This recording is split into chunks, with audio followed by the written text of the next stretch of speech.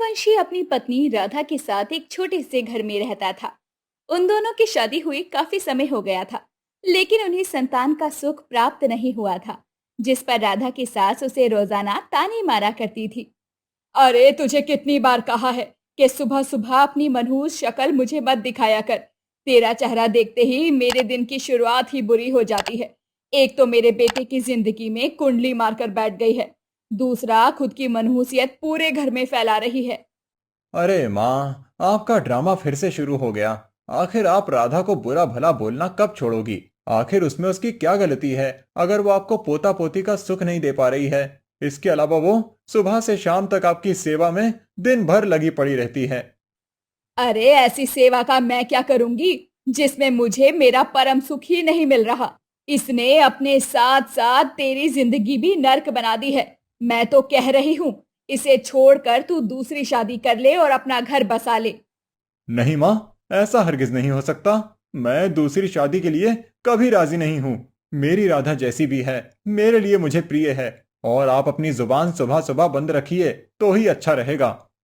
हे भगवान, ना जाने मुझे इस बुढ़ापे में कैसे कैसे दिन देखने पड़ेंगे। मेरी औलाद ही मुझे इस तरह से बातें कर रही है, तो मैं दुनिया से क्या ही उम्मीद रखूंगी। राम राम राम राम। मेरा बुढ़ापा तो अब सिर्फ आपके चरणों में ही समर्पित है भगवान। इतना कहकर राधा की सांस वहां से चली जाती है और राधा को उसकी बातों का बहुत बुरा लगता है, जिस पर वो अपने आंसुओं को रोक नहीं पाती। सूर्यवंशी राधा की आंखों में आंसू देखकर बोला। देखो राधा, तुम माँ की बातों का बुरा मत माना करो। मेरी माँ शुरू से ही ऐसी हैं। उन्हें फर्क नहीं पड़ता किसी को उनकी बात का बुरा लगे या अच्छा। मैं तुम्हारी पीड़ा को समझ सकता हूँ। तुम चिंता मत करो, मैं उम्र भर तुम्हारे साथ रहूंगा। तुम्हें कभी अकेला नहीं छोड़ूंगा। आखिर भगवान मुझसे किस जन्म की दुश्मनी निकाल रहे हैं, किस जन्म की परीक्षा ले रहे हैं। मुझसे ऐसी भी क्या भूल हो गई जिसकी सजा मुझे इस प्रकार मिल रही है। मैं भगवान का कितना पूजन चिंतन करती हूँ, कितने ही व्रत और भोज रखवाए हैं मैंने, लेकिन उन्होंने मेरी एक नहीं सुनी। ऐसे हिम्मत मत हारो राधा। उस ईश्वर के घर देर है, अंधेर नहीं। तुम्हारी मनोकामना जरूर पूरी होगी। सूर्यवंशी राधा को समझाता है। कुछ दिनों के बाद वो दोनों मंदिर में दर्शन के लिए जाते हैं। दोनों हाथ जोड़कर भगवान के सामने सिर्फ एक ही दुआ मांग रहे थे। हे प्रभु, मेरी राधा को उसके जीवन की सारी खुशियां देना, क्योंकि मैं उसे कभी निराश और हताश नहीं देख सकता। हे प्रभु, अब मेरे सब्र की और परीक्षा मत लीजिए। मैं दुखियारी आपसे केवल एक ही विनती करती हूँ कि मेरी गोद भर जाए। मेरी आखिरी उम्मीद सिर्फ आपसे है। वो दोनों मंदिर में प्रार्थना करने के बाद बाहर बैठे भिखारियों को प्रसाद बांटते हैं। तभी उनकी नजर मंदिर के बाहर एक बड़े पेड़ पर जाती है, जहां पर एक टोकरी रखी हुई थी, जिसमें एक बच्ची रो रही थी। बच्ची को रोता देखकर राधा झट से अपनी गोद में उसे ले लेती है और सूर्यवंशी से कहती है। आखिर इस बच्ची को यहाँ कौन छोड़ गया?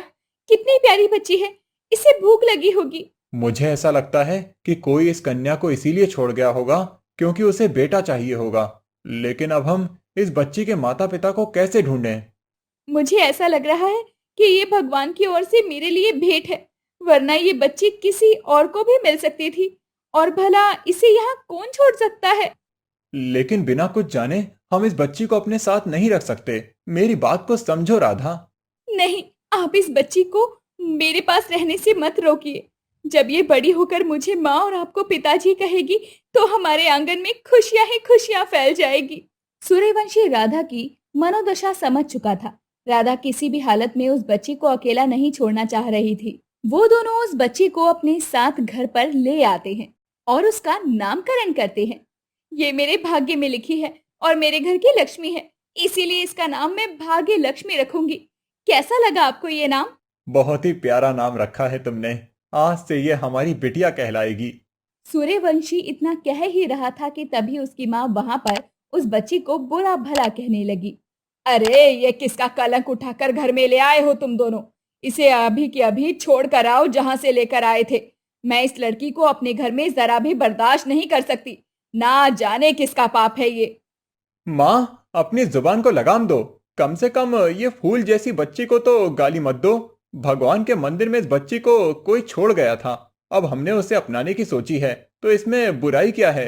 वैसे भी आपको इस घर में पोती पोता चाहिए था ना, तो आज से ये बच्ची आपकी पोती हुई। हरगिज नहीं। मैं इस पाप के फल को अपनी पोती का दर्जा कभी नहीं दूंगी। भाग्य लक्ष्मी होगी तुम्हारे लिए, मेरे लिए सिर्फ एक कलंक है, कलंक। मुझे इसकी कोख से मेरा पोता या पोती चाहिए थी, ना कि ये। राधा की सास उसे बुरा भला बोलकर वहां से चली जाती है, लेकिन राधा भाग्य लक्ष्मी के साथ बहुत खुश थी। सूर्यवंशी उसे खुश देखकर मन ही मन मुस्कुराया। धीरे धीरे समय बीतता गया और भाग्य लक्ष्मी बड़ी होने लगी। जब वो 5 साल की हो गई, तब सूर्यवंशी और राधा उसे स्कूल भेजा करते। वो पढ़ने लिखने में बहुत होशियार थी और घर में कदम रखने के बाद से ही सूर्यवंशी का कारोबार बहुत अच्छा चलने लगा। उसने अपने परिवार के लिए बहुत सारी प्रॉपर्टी और धन दौलत इकट्ठा कर लिया था। भाग्यलक्ष्मी अपनी दादी की बहुत सेवा किया करती थी, लेकिन वो उसे फूटी आंख नहीं भाती थी। ऐसे ही एक दिन, दादी दादी, मुझे परियों की कहानी सुनाओ ना। सबकी दादी और नानी अपने बच्चों को ढेर सारी कहानियां और किस्से सुनाती है। आज मेरी टीचर ने कहा है कि अपनी दादी की कोई कहानी याद करके आना और उसे पूरी कक्षा के सामने सुनाना। तो आप मुझे कहानी सुनाइए ना। चल भाग यहाँ से, आई बड़ी कहानी सुनने वाली। अपनी काली जुबान से मेरा नाम मत लिया कर। मैं तेरी दादी वादी नहीं हूँ और ना ही तू मेरी पोती है। सभी की दादी और नानी अपनी पोती और पोती को बहुत प्यार करती है। उन्हें खाने के लिए अच्छी अच्छी चीजें देती हैं और ढेर सारी कहानी भी सुनाती हैं। लेकिन आप मुझे हमेशा डांटती रहती हो। क्या आप मुझसे प्यार नहीं करती दादी? हाँ हाँ, मैं तुझे अपना मान ही नहीं सकती। तू जा यहाँ से। भाग्यलक्ष्मी को बहुत बुरा लगता है और वो रोते हुए अपनी माँ के पास जाकर बोलती है, माँ, दादी ने मुझे डांटा। वो मुझे कहानियां भी नहीं सुनाती और हमेशा मुझ पर गुस्सा करती है। नहीं बेटा, अच्छे बच्चे रोते नहीं। दादी तुमसे बहुत प्यार करती है, लेकिन वो तुम्हें कभी बताती नहीं है। तुम्हें कहानी सुननी है ना? मैं तुम्हें कहानी सुनाऊंगी, लेकिन तुम पहले रोना बंद करो। उसके बाद मैं तुम्हें परियों की कहानी सुनाऊंगी और तुम्हें खाने के लिए लड्डू भी दूंगी। थैंक यू माँ। राधा भाग्य लक्ष्मी को परियों की कहानी सुनाती है और वो कहानी सुनते सुनते सो जाती है। लेकिन राधा को अपनी सास का व्यवहार बिल्कुल भी ठीक नहीं लगा। वो उसे जाकर बोली, माँ, भाग्यलक्ष्मी अभी बच्ची है। आप कितना कठोर दिल वाली हैं कि एक बच्ची की खुशी के लिए उसे कहानी नहीं सुना सकती। आखिर उस बच्ची ने आपसे मांग क्या लिया जो आप उससे इस तरह से बात करने लगी? तू मुझे मत सिखा कि मुझे किससे क्या बोलना है और किसके साथ क्या करना है। तू अपने काम से काम रख। वो तेरी बेटी होगी, लेकिन मेरी पोती नहीं है। राधा अपनी सास को समझा समझा कर थक चुकी थी, लेकिन वो तनिक भी उसकी बात को नहीं समझती और हमेशा भाग्यलक्ष्मी को ही बुरा भला कहती रहती। अब धीरे धीरे समय बीतता है और वो बूढ़ी हो चुकी थी। भाग्यलक्ष्मी ने हाई स्कूल की पढ़ाई पास कर ली थी। एक दिन राधा छत पर जाने के लिए सीढ़ियां चढ़ रही थी, तभी उसका पैर फिसल गया और वो नीचे गिर गई। उसके सर पर बहुत ज्यादा चोट आई, जिस वजह से वो बेहोश हो गई। राधा की चीख सुनकर भाग्यलक्ष्मी दौड़ी हुई आई, लेकिन उसकी सांस अपनी चारपाई से हिली भी नहीं। भाग्यलक्ष्मी उसे जैसे तैसे डॉक्टर के पास ले गई। सूर्यवंशी को जब ये बात पता चली, तो वो भी भागा भागा अस्पताल आया। बेटा, तेरी माँ कैसी है? राधा ठीक तो है ना? पिताजी आप बैठिए, डॉक्टर ने चेकअप कर लिया है, लेकिन अभी तक माँ को होश नहीं आया। राधा की हालत देखकर वो दोनों काफी परेशान हो गए। थोड़ी देर बाद राधा को होश आया और भाग्यलक्ष्मी और सूर्यवंशी राधा से मिले। डॉक्टर ने कुछ दिन राधा को अस्पताल में रहने को कहा। इसी बीच भाग्यलक्ष्मी उसका ख्याल रखती। एक दिन वो राधा के लिए रोटियां बना रही थी और उसका हाथ जल गया, जिस वजह से वो रोटियां गोल नहीं बना पा रही थी। जब भाग्यलक्ष्मी ने अपनी दादी को खाना परोसा, तो जली हुई और टेढ़ी मेढ़ी रोटी देखकर वो आग बबूला हो गई और उसने चूल्हे से एक जलती हुई लकड़ी को उठाकर भाग्यलक्ष्मी की पीठ पर दे मारा। वो तिल मिला कर रह गई। वो अपनी माँ को अपने हाथों से बना खाना खिलाती है, जिसे खाकर राधा बोली, मेरी बिटिया अब कितनी बड़ी और समझदार हो गई है। तभी राधा की नजर भाग्यलक्ष्मी के हाथ पर पड़ी। ये हाथ कैसे जला बेटा? इतना सारा जला लिया? नहीं माँ, बस रोटी बनाते वक्त हल्का सा भाप लग गया था। बेटा, इस पर दवाई तो लगा ले। मैं अभी अपने डॉक्टर से कह देती हूँ, वो तुझे दवाई लगा देगा। कुछ दिनों के बाद राधा को अस्पताल से छुट्टी मिल जाती है और वो अपने घर लौट आई। अभी तक राधा को इस बात की खबर नहीं थी कि उसकी सास ने भाग्यलक्ष्मी को जलती हुई लकड़ी से जला दिया था। एक रात भाग्यलक्ष्मी जब सो रही थी तो उसके कंधे पर उस जली हुई लकड़ी का निशान राधा को नजर आ गया और वो उससे उस दाग के बारे में पूछती है, जिस पर भाग्यलक्ष्मी उसे रोती हुई बोलती है, माँ, जब आप हॉस्पिटल में एडमिट थी तब खाना बनाते वक्त मेरा हाथ जल गया था, जिसकी वजह से मैं रोटियां अच्छी नहीं बना पा रही थी। आपने तो वो रोटियां खा ली, लेकिन दादी को जब मैंने रोटियां परोसी तो उन्होंने गुस्से में मुझे जलती हुई लकड़ी से मारा। ये निशान उसी का है।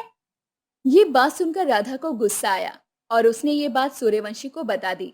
अब सूर्यवंशी आग बबूला होकर अपनी माँ के पास पहुंचा। आप किस मिट्टी की बनी हो? आपकी हिम्मत कैसे हुई मेरी बच्ची को हाथ लगाने की? उसे आज तक हमने कभी डांटा भी नहीं और आपने उसे जलती हुई लकड़ी से मारा। शर्म आनी चाहिए आपको। अब मैं इस घर में एक पल भी नहीं रह सकता। रहिए आप इस घर में अकेले। सूर्यवंशी अपने साथ साथ राधा और भाग्यलक्ष्मी को भी अपने साथ चलने को कहता है।